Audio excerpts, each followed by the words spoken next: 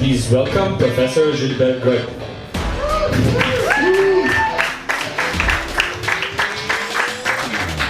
Ok, bonjour. Je vais vous parler en français pour changer, pour équilibrer, si ça va. Donc, je vais vous parler de cette petite boîte qui contient des cartes de jeu, toutes simples. Le but du jeu, c'est d'obtenir un trophée, et je vais vous expliquer comment trouver le trophée et apprendre en s'amusant. Donc, jouer avec le jeu Crops pour en savoir plus sur les microbes. J'ai un petit conflit d'intérêt, ça veut dire qu'en fait, j'ai inventé avec toute une série de personnes ce jeu, et puis j'ai fondé la société Jeux Pro qui commercialise le jeu.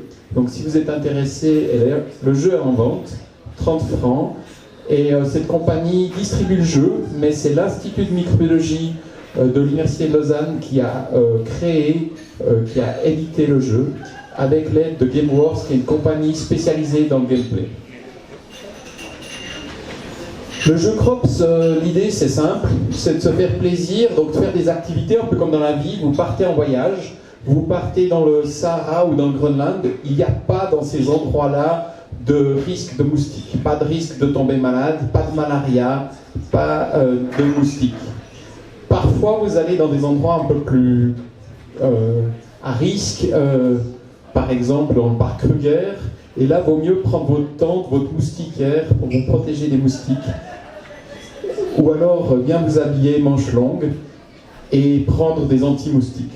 Tant que vous faites ces choses-là, pas de souci, vous accumulez des points sans aucun risque. Les autres ne peuvent pas vous ennuyer, mais dès le moment où vous partez en voyage en prenant un risque quelconque, à ce moment-là, un de vos copains, copines avec qui vous jouez peut vous attaquer avec un bouquet de microbes. Vous chopez à ce moment-là de la fièvre liée au voyage et vous découvrez avec horreur que vous avez attrapé la malaria due à Plasmodium falciparum, qui est un parasite assez sympathique.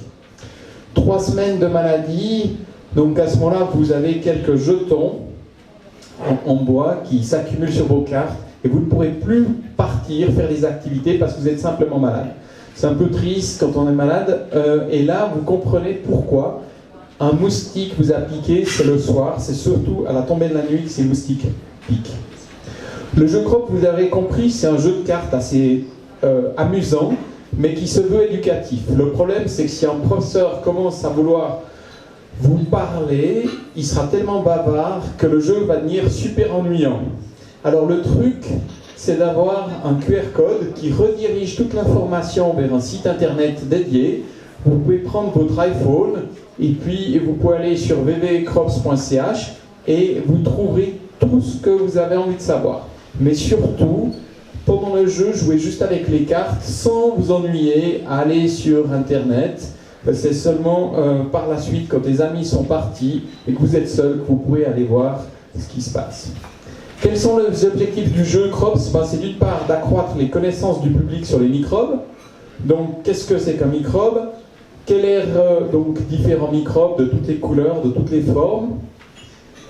Quels sont les modes de transmission? Dans le jeu, on a par exemple les microbes de l'eau, les microbes des aliments, les microbes de la forêt transmises par les tiques ou les microbes transmis par les animaux. Et puis bien entendu, ces microbes peuvent être transmis par la mouche tsetse, le moustique tigre, le moustique anophèle ou la tique Ixodes, toutes sortes d'arthropodes vecteurs qui peuvent vous transmettre la maladie. Donc on va parler, tout en jouant, de réservoirs, de vecteurs, de maladies, d'infections et surtout de mesures de prévention. Vous pouvez éviter de vous faire mordre par les tiques. Si vous mettez par exemple vos pantalons et les chaussettes, vous aurez un peu l'air plouc, surtout si vous êtes au café, dans le pub, avec les chaussettes dans les pantalons, mais c'est pas grave, je vous montre juste comment il faut faire.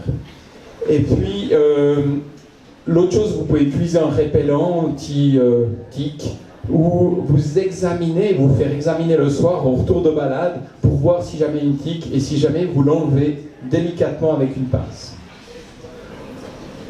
Un des objectifs du Crops, c'est aussi de faciliter l'apprentissage des étudiants. Donc on a joué avec les étudiants en médecine, les étudiants en biologie, avec les étudiants de l'école supérieure de la santé, et c'était assez fun et incroyable mais vrai, ça améliore les compétences et les connaissances des étudiants. Enfin, le plus important, c'est de rester ludique, que ce soit un moment de partage, un moment de plaisir. Et puis, c'est un jeu qui est pour 2 à 4 personnes à partir de 8 ans.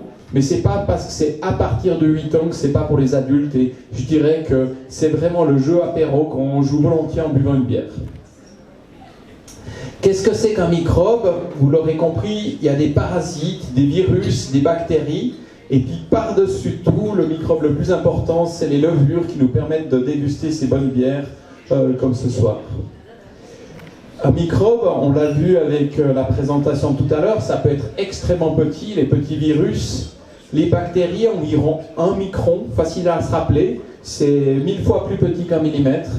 Les protozoaires, à peu près 30 microns, ou alors les vers, comme le ver solitaire, qui est gigantesque, qui peut faire plusieurs mètres. Louis Pasteur fut le père de la microbiologie, il a inventé la culture avec des bouillons de culture, et surtout il a travaillé sur le lactobacille, une bactérie qui permet la fermentation du lait. Et donc comme il comprenait comment le lait se fermentait, il a inventé l'antidote qui est la pasteurisation, qui nous permet de déguster des vacherins d'or sans risque aujourd'hui. Vous vous rappelez peut-être l'épidémie des vacherins d'or, avec quand même en 1985 une trentaine de décès ici dans le canton de Vaud. Donc c'est une maladie sévère qui se trouve dans le jeu. Et effectivement, dans le jeu, vous pouvez mourir. Heureusement, il vaut mieux mourir en jouant, parce que vous pouvez refaire une partie après. Le bouillon de culture, c'est la méthode qu'a utilisée Pasteur pour cultiver les bactéries. Il a cultivé notamment une bactérie qui s'appelle Pasteurella. On l'a appelée comme ça par la suite, en l'honneur de Louis. Et cette bactérie transmet les maladies par morsure de chat. Depuis l'époque de Louis Pasteur, avec des bouillons de culture ou avec des géloses sur lesquelles on peut cultiver des bactéries, vous voyez ici, si jamais, il ne faut pas avoir trop peur, c'est des fausses.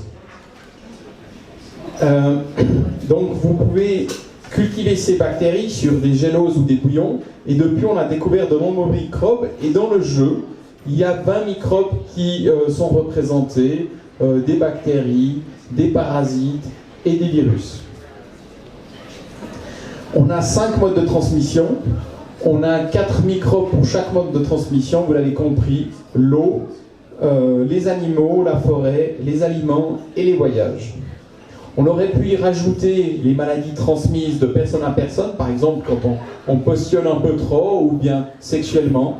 Mais comme ce jeu était aussi pour les petits enfants, on a préféré éviter les maladies et les infections sexuellement transmises. Donc les microbes de l'eau, l'eau c'est la vie, donc jeu, vous pouvez faire du ski nautique, vous pouvez prendre vos douches sans risque, pas de problème avec ça. Mais parfois, parce qu'en général les microbes sont sympas, la plupart des microbes sont sympas, c'est quand même ça le message principal. Et par contre, de temps en temps, si vous buvez une eau contaminée, vous pouvez choper une gastroentérite. Vous pouvez aussi vous infecter par des aérosols, par exemple des humidificateurs, des systèmes de climatisation ou les brumisateurs sur les terrasses en été. Tous ces trucs peuvent vous transmettre quelques infections. Les maladies transmises par les animaux sont finalement assez rares. On vit en bonne compagnie avec nos amis les animaux. Mais parfois, et surtout dans le jeu, on peut attraper des maladies. Donc c'est pas dangereux de lire le journal tout en regardant le feu de cheminée avec son chat à côté. C'est pas dangereux de caresser le chat derrière la tête. Mais par contre, vous pouvez vous faire griffer par des chats. Et là, horreur, vous aurez une maladie qui durera 4 à 7 semaines. Et dans ces cas-là, vous ne pourrez plus faire d'activité et vos collègues vont être très contents de vous ennuyer un peu. Donc c'est un peu le jeu de taquin, on vous ennuie un peu. Les chats transmettent également la fameuse pasteurelle de Louis Pasteur, transmise par morsure, ou le toxoplasmose qu'on peut acquérir par exposition aux excréments des chats quand on lave la litière. Une bactérie que j'aime beaucoup, c'est les chlamydia. Les chlamydia, c'est ce sur quoi on travaille dans notre groupe de recherche, donc je ne pouvais pas l'omettre.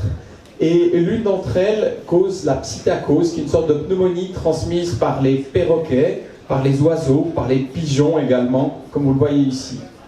Elle a été découverte 2 fois. La première fois, c'était lors d'une petite épidémie à Uster, près de Zurich. Une famille a acheté des perroquets d'outre-mer et dans les semaines qui ont suivi, il y a eu 4 décès. C'était dans les années 1880. À l'époque, on ne connaissait pas tellement les microbes.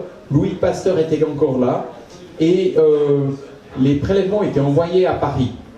Louis Pasteur a eu une contamination de ses bouillons de culture et il a découvert que la psittacose était due à une bactérie présente partout dans l'environnement. Et donc il a dit la psittacose, ça n'existe pas. Heureusement, il y a eu d'autres chercheurs plus tard qui ont été plus fins lors d'une nouvelle épidémie en 1929. 300 décès en Europe, donc c'était un peu comme la grippe aviaire, la grosse inquiétude, une panique générale. Et à ce moment-là, il a été démontré que la psittacose existait bel et bien. Donc chlamydia, c'est une bactérie transmise par les oiseaux qui se trouve dans le jeu. On a aussi une bactérie transmise par les moutons et les chèvres, principalement par le vent.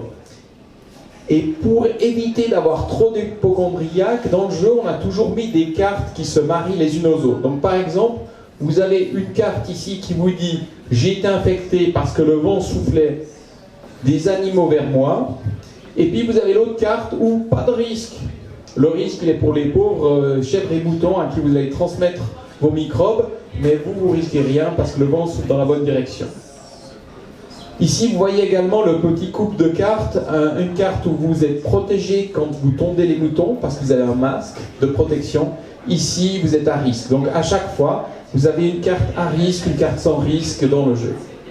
Bien entendu, on parle aussi des maladies transmises par les tiques. Et là, j'aimerais juste vous poser une question. Qui parmi vous a déjà fait le vaccin contre le virus de l'encéphalite à tique ? Ok, il n'y en a pas beaucoup, mais c'est quand même quelque chose à réfléchir. On a eu plus de 300 personnes, quasiment 400 personnes qui ont été infectées par cette maladie assez sévère l'année passée en Suisse. Donc, vous voyez que c'est encore plus que d'autres maladies et ça peut toucher le système nerveux central. Donc ça, c'est le tick-borne encephalitis virus. Ça cause, par exemple, la méningite ou l'encéphalite. On a aussi la maladie de Lyme qui est importante, qui est due à cette spirale infernale, cette bactérie spiralée qu'on appelle Borrelia et pour laquelle il faut, je vous le rappelle encore, mettre les pantalons dans les chaussettes. Anaplasma est aussi assez sympa, vous voyez, rose un peu, bacilli-gram négatif, et puis une bactérie qu'on aime beaucoup, Rhabdochlamydia, qui est une bactérie qu'on a découvert par hasard dans les tiques, et pour l'instant on ne sait pas qu'est-ce qu'il cause chez l'être humain. On sait simplement qu'il est présent dans les tiques de Suisse et qu'il est présent chez près de 2% des poules de tiques testées. Où se trouvent les tiques ? C'est surtout dans les autres herbes. Donc si vous baladez sur les chemins en short, ça va, mais dès que vous allez un peu dans les prés et dans les autres herbes, faites plus attention. Donc on a dans le jeu toute une série de messages de prévention, pantalon des chaussettes, répulsifs, s'auto-examiner, etc. Et là encore, le délai pour retirer les tiques est assez long pour la maladie de Lyme, la spirale infernale, mais pour le virus d'encéphalite, on n'a pas le temps, parce qu'il y a tellement de virus que vous n'avez pas le temps. Et c'est pour ça que le vaccin est important, c'est la deuxième fois que je vous dis. Microbes des aliments, on peut s'infecter, le campylobactère est assez sympa. Le campylobactère, c'est maintenant qu'on va bientôt le voir venir avec les grillades en été, on va tous s'exposer progressivement en cuisant mal notre poulet ou en mélangeant en fait le jus de poulet avec la salade. Et puis surtout, il y a toujours des pics. On a un bump comme ça avec plein de campylobactères en été, puis après vous avez hop, un pic à Noël, hop, un pic à Nouvel An. Et ça, c'est typique, la fondue bourguignonne, la fondue bressane qu'on prend à ces périodes festives. Salmonelle, c'est un peu la même histoire, c'est de nouveau le poulet, mais en plus, vous avez la chance de vous infecter avec les œufs. Pas trop d'inquiétude si vous avez des œufs frais, mais s'ils sont un peu anciens et que vous faites un tiramisu, c'est pas très malin, parce qu'on ne cuit pas les œufs pour le tiramisu. Gober les œufs aussi, les sportifs aiment bien ça, ça donne des protéines, ça donne de l'énergie, mais un petit risque de salmonelle et c'est fichu. D'ailleurs, on a utilisé la salmonelle sur la mosaïque de Pâques à Ouchy cette année. la salmonelle qu'on avait transmise par les œufs et qu'il y avait 27 720 œufs qui ont été peints sur la mosaïque en faveur de la Fondation Enfants Malades et de la Fondation Arfec. C'était logique qu'on mette en scène une salmonelle. Et un petit quiz, j'offrirai la bière à celui qui devine. Il y a juste une ou deux personnes de mon équipe qui n'ont pas le droit de répondre, mais quel est le nom de cette petite bactérie dont on a parlé tout à l'heure, qui vient par les airs comme ça, avec son parachute? Elle est cultivée sur des œufs embryonnés, donc en fait, ça vous donne une piste, ça veut dire que c'est une bactérie qui pousse difficilement et que j'adore. Chlamydia, bravo, alors une bière pour vous. Donc, une chlamydia ici, une salmonelle ici, c'était la mosaïque de Pâques. Donc, comment on se protège de ces infections? Ben, simplement, les assiettes compartimentalisées, c'est pas juste pour faire joli, c'est pour séparer le poulet de la sauce, de bien cuire le cochon ou le poulet, c'est aussi des modes de protection. Et puis, bien sûr, si vous pelez les fruits, les légumes, vous n'aurez pas de risque si vous mangez cru. Les microbes du voyage, bien sûr, c'est surtout dans ces régions qu'il faut faire attention à peler les fruits. Ben, c'est notamment la malaria, le paludisme. Et dans le jeu, il est possible de mourir de paludisme, parfois d'avoir une infection peu sévère ou plus sévère. Et on sait, grâce au jeu, que c'est transmis par ce moustique, principalement le soir. Le virus chikungunya est aussi un virus qui est transmis par le moustique tigre ici. C'est ce virus ici qui entre dans les cellules grâce à ces glycoprotéines de surface qu'on reconnaît. Et puis le virus Lassa a des protéines encore plus grandes, des glycoprotéines qu'on voit là, et cause des fièvres hémorragiques. Risque élevé lors de voyages en Afrique de l'Ouest, une mortalité élevée de l'ordre de 30%. Donc dans le jeu également, on peut mourir de cette infection sévère. Et vous voyez ce virus Lassa avec sa glycoprotéine. Dans les cours, habituellement, on avait tendance à le représenter ainsi. La réalité, c'est ça. Mais dans le jeu Crops, il est tout petit peu plus sympa, même s'il est un peu lugubre. Si vous voulez en savoir plus, n'hésitez pas à aller me poser des questions, à aller sur le site internet. Il y a toutes sortes d'informations. Et sur le site internet, vous allez trouver de l'information sur les chlamydia, sur l'agent de la malaria, Plasmodium falciparum, par exemple. Et même pour les scientifiques, vous pourrez en apprendre plus ici. Le site est dans 5 langues, allemand, anglais, italien, espagnol et français. Et vous pouvez y jouer assez simplement. Si vous avez encore 2 minutes de patience, je vous explique juste comment ce qu'on joue. Donc en pratique, vous faites des activités sympas avec des cartes Crops. Si tout à coup vous faites tomber malade, ben vous devrez tirer une carte maladie. Vous aurez un certain nombre de pénalités qui vous empêcheront de jouer pendant cette période. Vous pouvez encore attaquer les autres quand vous êtes malade. Donc vous avez des cartes activités neutres, activités à risque, des cartes d'attaque, des super prudents qui vous protègent des infections et bien entendu des cartes maladie pour lesquelles vous découvrirez le nombre de semaines de pénitence où vous resterez au lit, vous ne pouvez pas faire vos activités. Et le but ultime, c'est d'avoir 3 trophées. Dès que vous avez 15 points, vous avez un trophée. 3 fois 15 points, vous avez vos 3 trophées et vous avez gagné. On joue en général entre 2 à 4 joueurs. On a la pioche, on va tirer régulièrement des cartes, défausser des cartes. Et ici, si on tombe malade, tirez la maladie correspondante. Ou, si vous avez la chance d'avoir 15 points, tirez le trophée. En pratique, donc, je prends des points progressivement. Parfois, je prends des risques. Si je prends un risque lié à l'eau, le bouclier de microbes de l'eau m'attaque. Je tire ensuite la fièvre correspondante et je découvre le nombre de semaines de maladie. Parfois, je peux attaquer tout le monde en même temps grâce aux Super Crops qui attaquent dans toutes les couleurs. Parfois, je peux être protégé contre toutes les maladies d'une couleur donnée grâce aux Super Prudents. Vous voyez là que le super prudent, on se fiche un peu de cet hypochondriaque qui a mis des casques, des gants et d'autres choses. On se fiche un peu de lui gentiment parce que c'est vraiment pas l'objectif du Crops de vous faire peur. Et si vous mourrez, ben en fait vous aurez la chance d'avoir une petite sérénade jouée par les microbes et surtout, pas de problème, vous refaites une partie, vous avez juste perdu la partie. À ce moment-là, ça change les règles du jeu. Au lieu d'avoir un trophée, d'avoir besoin de 3 trophées pour gagner, il vous suffit d'un seul trophée pour gagner. Donc du coup la partie est beaucoup plus rapide et d'ailleurs c'est souvent une technique, c'est d'être prêt à mettre le 15e point dès que le premier des autres meurt soudainement d'une malaria, d'une fièvre hémorragique ou d'une listeria. Les créateurs, c'est à l'Institut de microbiologie principalement Carole Kelly qui m'a épaulé. Chez Gameworks, l'équipe de créateurs de jeux Sébastien Pochon, Bruno Catala, Malcolm Braff. Le dessinateur, tous les dessins ont été faits par Vincent Dutray, y compris le dessin de la mosaïque de Pâques que vous avez vu tout à l'heure. Et puis on a eu des conseils de ludographie, comment expliquer les règles, comment faire les choses par le directeur du musée suisse du jeu à la Tour de Paix, Ulrich Schedler. Voilà, je suis à vos dispositions pour les questions et puis par la suite aussi, si vous voulez tester le jeu, vous pourrez jouer ou venir poser des questions plus directement. All right. Thank you very much, Gilbert. Does anybody have a question? Yay, Shana here. Alors c'est peut-être une question un peu plus administrative, mais je trouve que la communication de la science est hyper importante, mais comment on finance un tel projet ou comment on fait le premier pas pour mettre en œuvre quelque chose comme ça?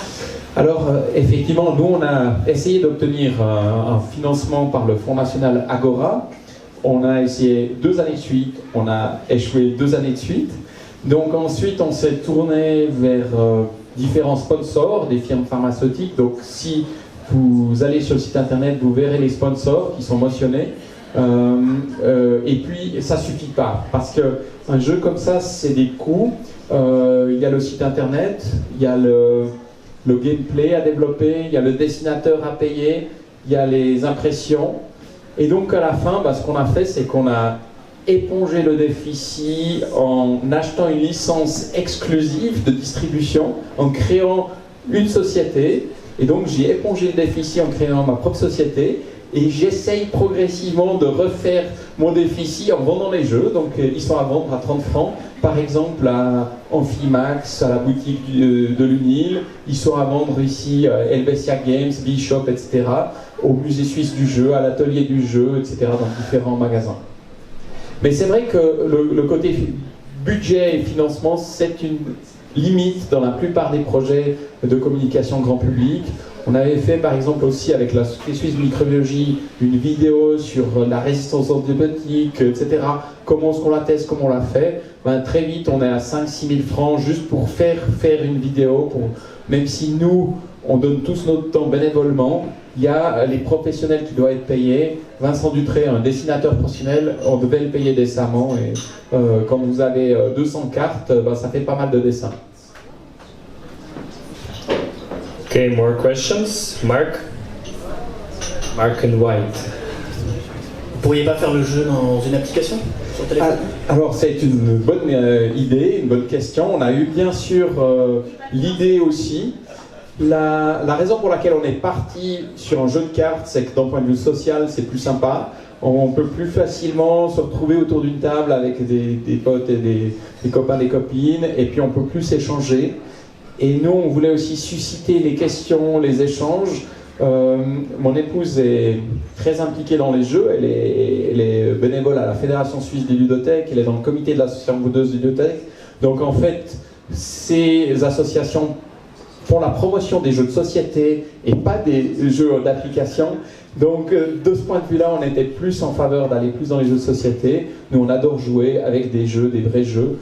Et l'avantage du jeu internet, c'est qu'il est plus facilement accessible, globalement, qu'on peut l'externaliser plus facilement. Donc il y a des avantages, inconvénients.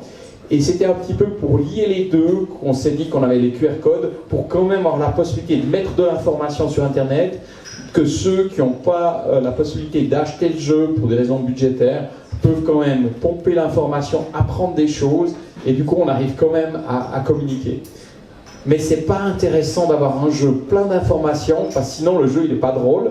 Donc le but c'était vraiment d'avoir d'abord un jeu, et tant pis si le jeu transmet très peu, mais au moins on parle, et puis après on peut transmettre par internet. Mais c'est une bonne raison. On va peut-être faire quand même une appli, mais on n'a pas encore commencé. Yes. Clesta, next question. En fait, j'ai plein de jeux de société ici. Je suis la gérante du Sidewalk. Oui. Et je me rends compte qu'il y a énormément de gens qui, une fois qu'ils mangent, ils jouent. Ouais. Donc avec Ouais, plein de je jeux. vais vous donner un jeu, comme ça vous Alors- pouvez le mettre dans le stock. En fait, j'aimerais un pour mon fils qui a 6 ans, déjà. Comme ça, il peut jouer à la garderie. Et c'est bien de mettre dans les garderies, je pense. Alors, 6 ans, c'est peut-être un petit peu juste, parce que normalement, c'est plutôt à partir de 8 ans. Si c'est un grand joueur, il pourra, mais avec les autres Il a petits, ça 141 risque d'être un peu depuis, ça va difficile. aller. Avec vous, il n'y aura pas de problème, mais avec ses copains à la garderie, Mais- ce sera plus compliqué. Mais par contre, là, dans les bistrots, en fait, pas seulement chez moi, mais dans Ouais. si on peut le mettre dans les bistrots, ça peut être sympa quand même. Oui, et surtout que les parties, c'est 10-15 minutes, donc en fait, c'est très vite fait de jouer. Il n'y a pas tous les jeux qui se prêtent bien à être des jeux apéro, mais Pierre l'apothicaire a fait une petite vidéo YouTube. Je ne le connaissais pas avant de faire le jeu, il a aimé le jeu, puis il a fait une petite vidéo sur YouTube, et lui, il a appelé ça le jeu apéro. Donc je suis assez d'accord avec lui, c'est le jeu qui se marie bien avec la bière et les chips. Donc voilà, laissez Ouais. le Sidewalk. Voilà, donc je vais vous donner ça après. J'en ai pris avec de toute manière, donc... Okay, more questions? No. Okay, thank you very much, Ben. merci.